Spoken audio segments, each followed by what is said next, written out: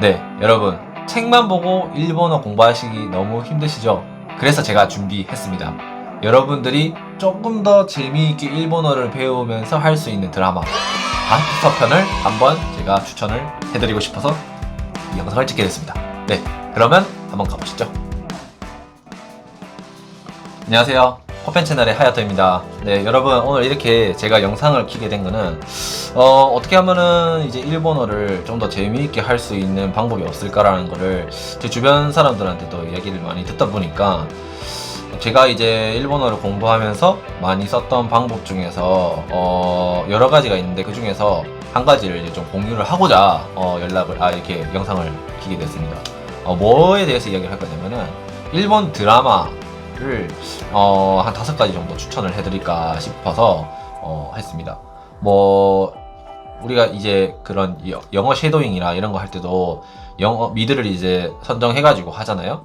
근데 이제 아무래도 너무 뭐라 해야 될까, 전국 막 예를 들어서 조금 너무 오래된 영어를 쓰는, 예를 들면 뭐 유럽의 뭐 중세 시대에 쓰던 뭐 영어라든지 판타지라든지 뭐 그런 거 자체도 나쁘진 않은데, 그런 영어 자체가 이제 좀 지금의 시대랑은 좀 안 맞을 수 있는 언어를 구사하기 때문에 그런 거를 고려했을 때 그나마 이제 현대에서 쓰는 일본어로 괜찮은 드라마를 제 나름대로 이제 5편 정도를 뽑아봤습니다. 네, 그래가지고 이게 사실 조금 주관적일 수는 있는데, 네, 제가 왜 이 드라마를 뽑았는지에 대해서는 이 드라마를 설명하면서 조금씩 설명을 드리고 싶다고 생각합니다. 네, 그러면 가보시죠. 네, 오늘 제가 이제 설명드리고 싶은 이 추천 드라마 5가지가 있는데, 첫 번째는 일단 결혼 못하는 남자입니다. 켓콘 데키나이 오토코이죠. 네, 제가 이 드라마를 추천하는 이유는 사실 이제 제가 뭐 아베 히로시라는 그 남자 주인공을 좋아하는 것도 있는데, 일단 드라마를 좀 간략하게 이야기하자면은 건축회사에서 다니는 이 주인공이 나이가 40 후반? 중반대인데 결혼을 못하고 있습니다. 근데 그 해프닝 안에서 옆집에 사는 그 여자 주인공이랑 아베 히로시가 이렇게 티격태격하면서 나중에 약간 좀 이렇게 러브러브해지는 뭐 그런 씬인데, 시즌은 일단 1, 2 나와 있고, 저는 2는 보진 못했지만 1은 정말 괜찮습니다. 제가 이 드라마를 추천하는 이유는 일단 재미있고요. 드라마가 아무래도 재미없으면 좀 보기 힘들잖아요. 그리고 두 번째가 일상에서 쓰는 이제 언어가 좀 많다 보니까 일본어를 이제 배우는 사람 입장에서는 너무 옛날 일본어이지도 않고 현대에서 현재에서 쓰는 그런 일본어이기도 하고, 그리고 이제 직장에서 이제 그 동료들이랑 이야기하는 그런 내용도 있다 보니까 굉장히 이제 또 괜찮은 것 같다라는 생각에 이제 결혼 못하는 남자를 이제 추천을 해드리고 싶다고 생각을 했습니다. 네, 두 번째로 제가 이제 추천을 드리고 싶은 드라마는 심야식당입니다. 이 드라마는 이제 한국에서도 굉장히 유명하죠. 시즌이 아마 3까지 나오고 극장판이 2개 나오고, 그리고 또 제가 알기로는 한국에서 이제 뮤지컬도 있었고 한국판 심야식당도 있었던 걸로 제가 기억을 해요. 그만큼 이제 한국 사람들이 이 심야식당이라는 드라마 자체에 그런 영화의 이제 테마 스토리가 굉장히 한국 사람들한테 이제 뭐랄까요, 마음에 이제 좀 굉장히 재밌게 봤다는 드라마인 거겠죠? 아무래도 한국에서 이제 리메이크 반이 나올 정도면은.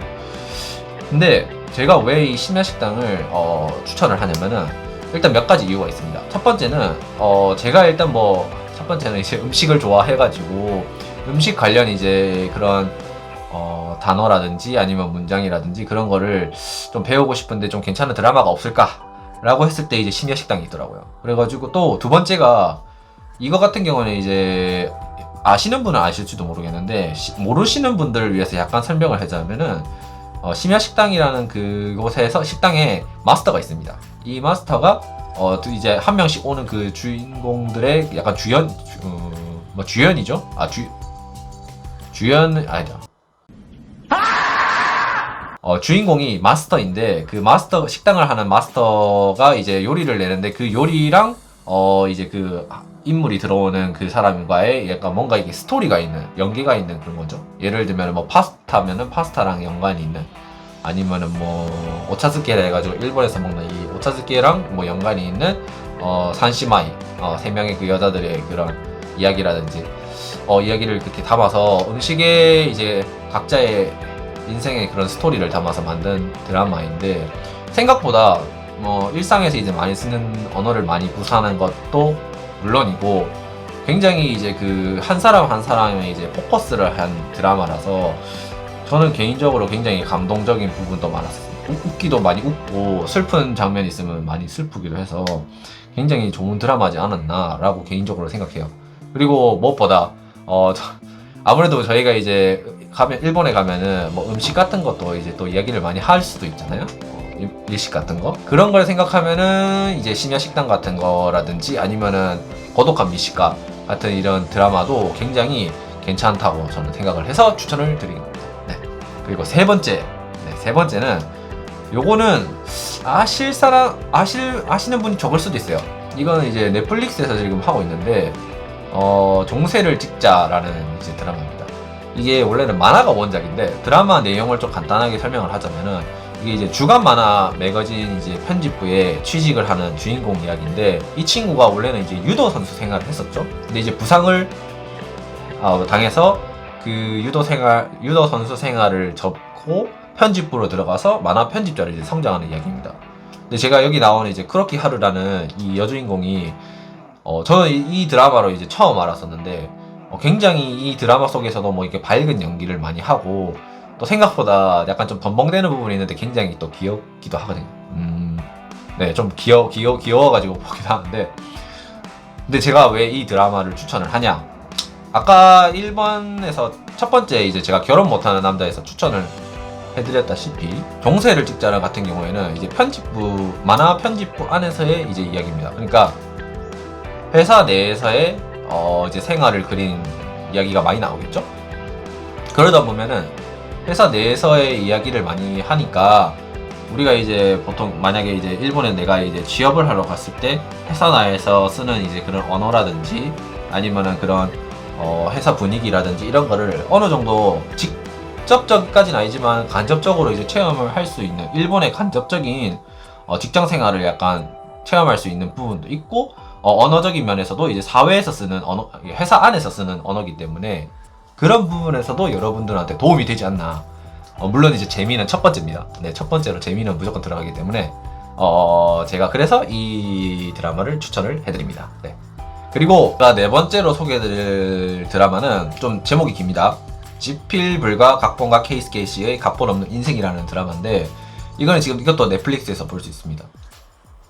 내용을 좀 간단하게 설명하자면은 남자 주인공인데, 남자 주인공이 인기가 없는 각본가입니다. 드라마 각본가인데 어느 날 이제 대형 제작사에서 연락이 와서 그 엄청 이제 그 메인 뭐라고 할까요? 드라마를 정말 그 원래 우리도 목요일이나 금요일 저녁이면은 굉장히 그 골든 타임 때 이제 드라마들이 굉장히 인기가 있는 드라마들이 나오잖아요. 그 드라마의 이 남자 주인공 케이스키라는 사람이 자기는 이제 여태껏 그냥 정말 그렇게 대중 있는 그런 인지도가 있는 드라마들 아닌 걸 계속 각본을 쓰다가 대형 제작사에서 각본을 써달라고 해가지고 들어오는 거예요, 갑자기. 그때 이제 그 주인공이 거기에 대한 이제 각본에 대한 이야기를 막 어떻게 할지 막 이렇게 쓰면서 그 대형 제작사랑 자기의 그 사이에서의 이런 막 이야기를 고군분투하는 이야기를 쓴 드라마인데, 솔직히 저는 이런 류를 별로 좋아하진 않았는데 그래도 생각보다 제가 이 드라마를 보면서 느꼈던 거는 주인공이 연기를 너무 잘하고, 그리고 일단 그 가정에 이제 이분이 가정주부 역할을 하십니다. 그러니까 결혼을 해가지고 잘 나가는 이제 와이프가 있고, 그 와이프는 소설가인데 자기는 이제 대신 이제 그 집안 일을 하는 거죠. 그런 집안 일을 하면서 가족들과 뭐 이야기도 하고, 이런 가정 내에서의 이야기도 있고, 그 다음에 이제 회사 내에서의 이야기도 있어가지고 생각보다 굉장히 알찬 내용이지 않았나. 플러스 최근에 이제 드라마다 보니까 아무래도 최근에 쓰는 뭐 일본어라든지 이런 것도 조금씩 이제 아무래도 시대에 따라서는 드라마 그 나오는 이제 뭐랄까요, 언어라든지 이런 것도 조금씩 트렌드가 있기 때문에 그런 것도 간접적으로 이제 배울 수 있기 때문에 이 드라마를 한번 보시는 거를 추천합니다. 네, 재미는 저와 비슷한 사람의 성격이면은 추천을 합니다. 네, 그리고 주인공이 잘생겼어요, 일단. 네, 그리고 마지막으로 이 다섯 번째인데, 다섯 번째는 이건 좀 오래된 드라마인데, 제가 알기로 2007년도? 2004년도 막 드라마긴 한데, 파견의 품격이라고 이제 하는 드라마입니다. 이 드라마를 추천하는 이유가, 저도 이 드라마를 사실은 일본어를 공부하면서 아마 두 번째, 세 번째에 봤던 드라마였던 걸로 기억을 하는데, 왜 이 드라마를 추천을 하냐면은, 아시다시피 일본에는 비정규자들이 많잖아요. 그런 걸 이제 거의 다 이제 파견하는 사람들이, 파견직이라는 사람들이 일본에는 대다수가 많습니다. 그래서 비정규직이죠, 정규직보다는.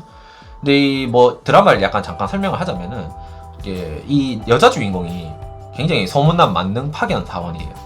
그 만능, 뭐 예를 들면 뭐 요리 실력도 엄청 뛰어나고, 뭐 플라멩고도 할 줄 알고, 뭐 스페인어라든지 러시아어가 뭐 능통한다든지 진짜 못하는 게 없는 능력 파견 사원인 거죠. 뭐 자격증도 엄청 많고, 그런 파견 사원이 활약을 하는 이제 코믹하게 그려낸 이야기인데, 활약하는 드라마인데, 제가 이거를 추천해야 되는 건 물론 재미도 있지만, 일본에서 이제 제가 아르바이트를 하다 보니까 파견 일을 좀 많이 했었거든요. 그러니까 아르바이트라는 거랑 조금 뭐라고 해야 되죠? 다른 게, 아르바이트는 제가 이제 직접 가게나 이런 데 회사에 가가지고 일을 하겠다 해가지고 하는 아르바이트인데, 보통 이제 요리점이나 이런 데서는 아르바이트로 많이 쓰긴 하지만, 뭐 예를 들어서 뭐 호텔이라든지 아니면旅館이라든지 조금 이제 좀 큰 회사 같은 경우에는 내가 아르바이트를 하고 싶다 해가지고 할 수가 없습니다.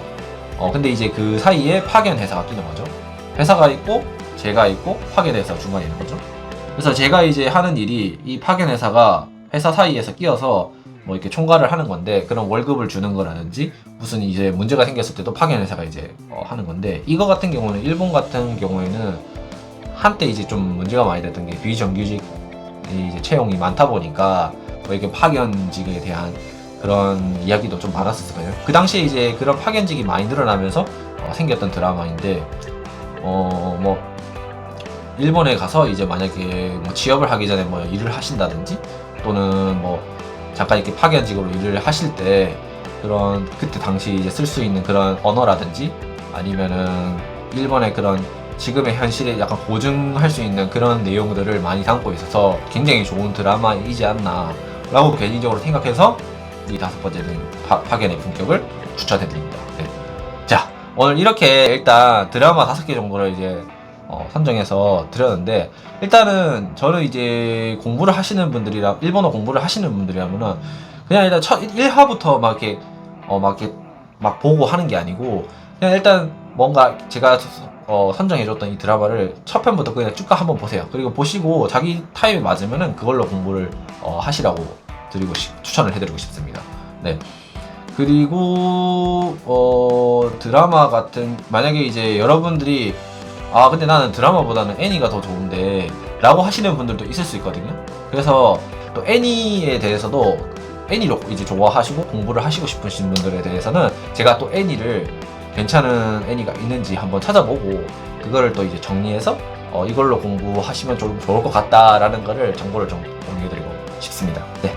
오늘 이렇게 긴 영상 끝까지 봐주셔서 감사하고, 네, 마지막으로 일본어 공부에 있어서 가장 중요한 거는, 뭐 물론 다른 분들도 똑같이 생각을 하겠지만 단기간에 이걸 좀 하기가 좀 힘들다는 겁니다. 좀 더 이제 우리가 시간을 두고 열심히 이렇게 조금씩 차근차근 앞으로 나아가는 방향으로 이제 계획을 세워놓고 하시는 게 아무래도 좋지 않나.